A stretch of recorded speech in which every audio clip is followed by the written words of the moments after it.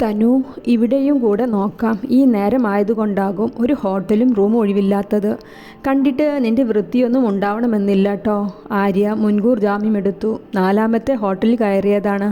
ഒരു single bedroom ഉണ്ട്. പിന്നെ അവർ മറ്റൊന്നും ചിന്തിക്കാൻ നിന്നില്ല. അവിടെ തന്നെ തങ്ങാൻ തീരുമാനിച്ചു.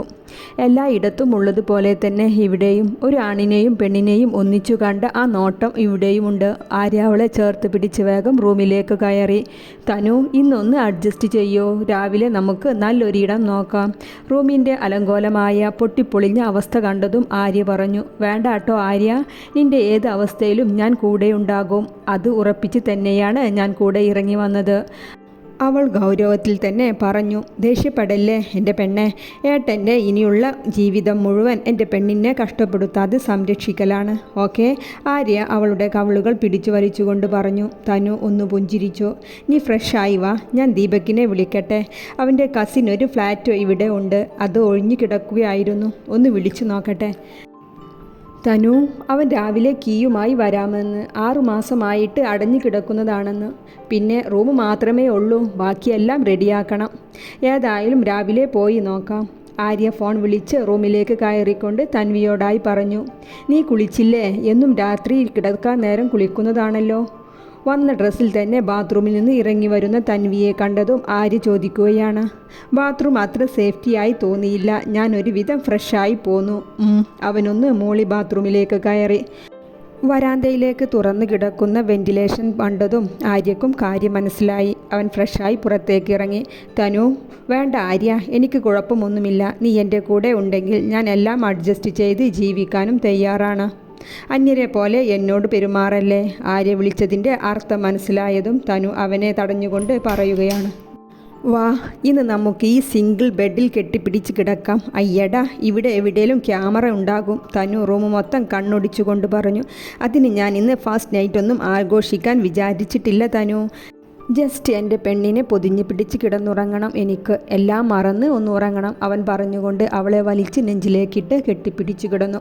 അർജുൻ രാവിലെ വർക്കൗട്ട് ചെയ്തുകൊണ്ടിരിക്കുകയാണ്. അവൻ്റെ ചിന്ത മുഴുവൻ തലേ ദിവസത്തെ അശ്വിനിയുടെ പ്രവൃത്തികളിൽ മാത്രമായിരുന്നു. അശ്വിനി മൂളിപ്പാട്ടും പാടി കണ്ണാടിയുടെ മുന്നിൽ ഒരുങ്ങുകയാണ്. ഇത് കണ്ടുകൊണ്ടാണ് അർജുൻ ബാത്റൂമിൽ നിന്നും ഇറങ്ങി വന്നത്.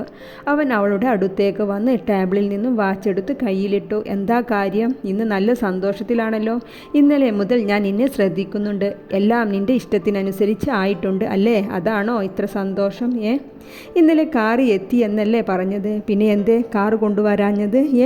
അർജുൻ ചുണ്ടിൽ ചിരി അണിഞ്ഞുകൊണ്ട് അവളെ തന്നെ നോക്കി ചോദിക്കുകയാണ്. എന്താ അർജുൻ, ഇന്നലെ ഇവിടുത്തെ അവസ്ഥ എന്തായിരുന്നു? ഞാൻ കൊണ്ടുവരണ്ട എന്ന് പറഞ്ഞിരുന്നു. നമ്മുടെ വീട്ടിലെ പ്രശ്നം മറ്റുള്ളവരെ അറിയിക്കാതിരിക്കുന്നതല്ലേ നല്ലത് ബേബി. അശ്വിനി അവനെ തൊട്ട് തലോടിക്കൊണ്ട് പറയുകയാണ്. I love you darling. ഇന്നലെ എനിക്ക് വേണ്ടി അവനോട് ദേഷ്യപ്പെട്ടില്ലേ? I like it baby. Ashwini പതിവ് പോലെ തന്നെ അവനോട് ശൃംഗരിച്ചുകൊണ്ട് തന്നെ വശത്താക്കാൻ ശ്രമിക്കുകയാണ്. അർജുൻ പുച്ഛത്തോടെ അവളെ നോക്കി ഇരിക്കുന്നുണ്ട്. ആര്യയും തൻവിയും ദീപകിൻ്റെ കസിൻ ഫ്ലാറ്റിലേക്ക് പോയതാണ്. ഒരു പഴയ ബിൽഡിങ്ങിൻ്റെ 1-ാം നിലയിലാണ് റൂം. ദീപക് കൂടെയുണ്ട്. ആര്യ റൂം തുറന്ന് ഉള്ളിലേക്ക് കയറി. ദീപക്, ഇവിടെ ശരിയാവില്ല കേട്ടോ. ഇതെങ്ങനെ വൃത്തിയാക്കിയെടുക്കും? ഇത് മതി ആര്യ, ഞാൻ ക്ലീൻ ആക്കിക്കൊള്ളാം. തൻവി ചുരിദാർ ഷോള് ഒരു സൈഡിലേക്ക് കെട്ടി ക്ലീൻ ചെയ്യാൻ തുടങ്ങി. കൂടെ ആര്യയും. ഇരുവരും കൂടെ ക്ലീനാക്കി കഴിഞ്ഞപ്പോഴേക്കും ഉച്ച കഴിഞ്ഞിരുന്നു. തനു, നീ കുളിച്ചിട്ട് വാ, ഞാൻ ഭക്ഷണം വാങ്ങിയിട്ട് വരാം. ആര്യ, കുറച്ച് ബൾബ് കൂടി വാങ്ങിക്ക്. ഒറ്റ ബൾബ് പോലും ഇല്ല. നമുക്ക് ആദ്യം ഫുഡ് കഴിക്കാം, പിന്നെ ഒന്നിച്ചു പോയി ആവശ്യമുള്ള സാധനങ്ങളെല്ലാം വാങ്ങി വരാം. നിനക്ക് പേടിയൊന്നുമില്ലല്ലോ? ഇല്ല ആര്യ, അടുത്തടുത്ത് താമസക്കാരുണ്ടല്ലോ. ഓക്കെ, ഞാൻ പുറത്തു നിന്ന് ലോക്ക് ചെയ്യാം. നീ ബാത്റൂമിലേക്ക് കയറിക്കോ. തൻവി കുളിക്കാനായി കയറി. ആര്യ പുറത്തേക്കും പോയി. നീ വന്നോ ഇത്ര പെട്ടെന്ന്? തനു ബാത്റൂമിൽ നിന്ന് ഇറങ്ങിയതും ഭക്ഷണമെല്ലാം അവിടെ ഉണ്ടായിരുന്ന ബെഞ്ചിൽ നിരത്തിവെച്ച് തറയിൽ ഇരിക്കുന്ന ആര്യയോടായി ചോദിച്ചു. പിന്നെ ഞാൻ വന്നിട്ട് 1/2 മണിക്കൂർ കഴിഞ്ഞു. നീ ബാത്റൂമിൽ കയറിയിട്ട് 1 മണിക്കൂറും. ഓ, കളിയാക്കണ്ട. ഇവിടമെല്ലാം വൃത്തിയാക്കിയതല്ലേ, നന്നായി ഒന്ന് കുളിച്ചതാ. തനു ചുണ്ടും കൂപ്പിച്ച് പറഞ്ഞുകൊണ്ട് തലയിലുള്ള തോർത്ത് അഴിച്ച് ബാൽക്കണിയിലെ ഗ്രില്ലിൽ തൂക്കിയിട്ടു. അല്ല, സാർ കുളിക്കാതെയാണോ കഴിക്കുന്നേ? ആര്യയുടെ ഫുഡിലും നോക്കിയുള്ള ഇരുത്തം കണ്ടതും തനു ഇടുപ്പിൽ കൈകുത്തി ചോദിക്കുകയാണ്. അതെ, എനിക്ക് വൃത്തി ഫോബിയ ഇല്ല, ഞാൻ കഴിച്ചിട്ടേ കുളിക്കൂ.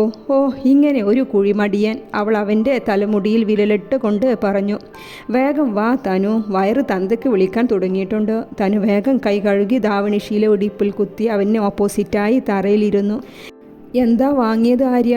തനു, ഇന്ന് നമ്മുടെ ഹൗസ് വാമിംഗ് അല്ലേ, ചിക്കൻ ബിരിയാണി തന്നെ ആയിക്കോട്ടെ എന്ന് കരുതി. തനു അവൻ്റെ മുഖത്തേക്കൊന്ന് നോക്കി.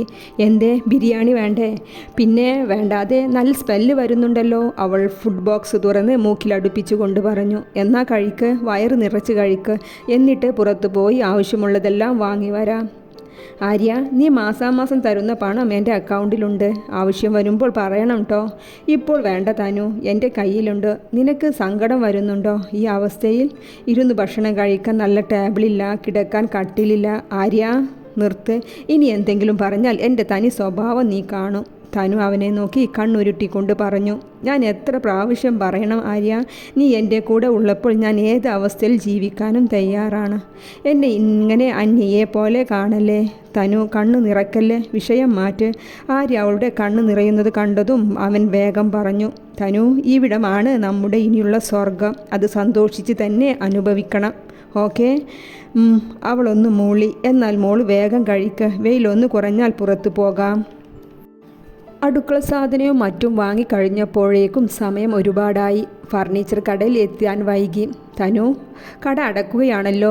കുഴപ്പമില്ല ആര്യ, ഫർണിച്ചറെല്ലാം നാളെ വാങ്ങാം, ഇനി നോക്കി വാങ്ങാനൊന്നും ടൈമില്ലല്ലോ.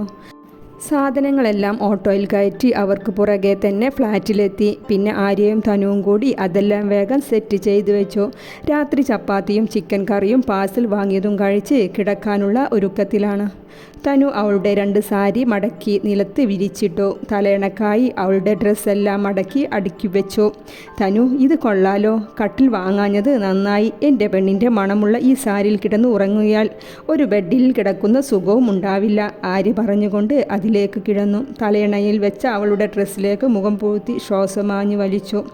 ഇതെല്ലാം കണ്ടുകൊണ്ട് തനു ഒരു പുഞ്ചിരിയോടെ അവൻ്റെ അടുത്ത് വന്ന് കിടന്നു. തനു, ഒരു സാരി മതിയായിരുന്നു. ഇന്നലെ ആ സിംഗിൾ ബെഡിൽ കിടന്ന പോലെ കെട്ടിപ്പിടിച്ച് കിടക്കാമായിരുന്നു, ആര്യ മുഖം ചുളുക്കിക്കൊണ്ട് പറഞ്ഞു. തനു ചുണ്ടിലുള്ള പുഞ്ചിരിയോടെ അവൻ്റെ നെഞ്ചിലേക്ക് മുഖം പൂഴ്ത്തി അവൻ്റെ ഗന്ധം ആഞ്ഞു ശ്വസിച്ചു.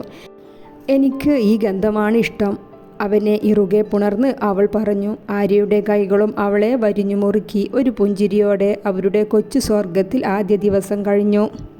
അമ്മ, എന്തേ വല്ലാതെ ഇരിക്കുന്നേ? അർജുൻ ഓഫീസിലേക്ക് പോകാൻ റെഡിയായി ഹാളിലേക്ക് വന്നതാണ്. സാവിത്രി സോഫയിൽ എന്തോ ചിന്തയിലിരിക്കുകയാണ്. ഒന്നുമില്ല മോനെ, ഓരോന്ന് ആലോചിച്ച് ഇരിക്കുകയായിരുന്നു. അച്ഛൻ എഴുന്നേറ്റില്ലേ? അച്ഛനെ ഓർത്ത് തന്നെയാ എൻ്റെ പേടി. ഭക്ഷണമില്ല, സമയത്തിന് മരുന്നില്ല, ഇതുവരെ എന്നോടൊന്ന് സംസാരിച്ചിട്ട് പോലുമില്ല. അമ്മ, അച്ഛനെ പറഞ്ഞ് മനസ്സിലാക്കൂ. ഇങ്ങനെ ശോകമായി എല്ലാവരും നടന്നാൽ അശ്വിനി എന്ത് കരുതും? അവൾ ആയതുകൊണ്ടാണ്. അവളുടെ സ്ഥാനത്ത് ഞാനായിരുന്നെങ്കിൽ അവനെ പിടിച്ച് പോലീസിൽ ഏൽപ്പിച്ചിരുന്നു.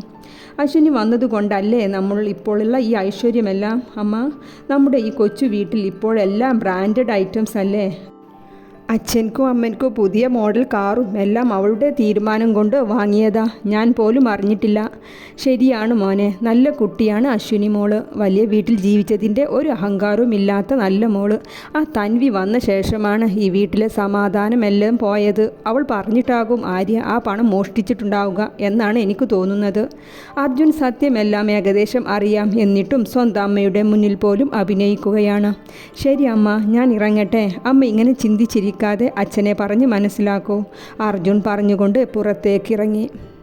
ഹായ് കൂട്ടുകാരെ, ആര്യയുടെയും തൻവിയുടെയും ആ കൊച്ചു സ്വർഗത്തിലുള്ള അവരുടെ ജീവിതം സന്തോഷത്തിലാകുമോ അതോ സങ്കടത്തിലാകുമോ? കമൻറ്റിൽ അറിയിക്കൂ.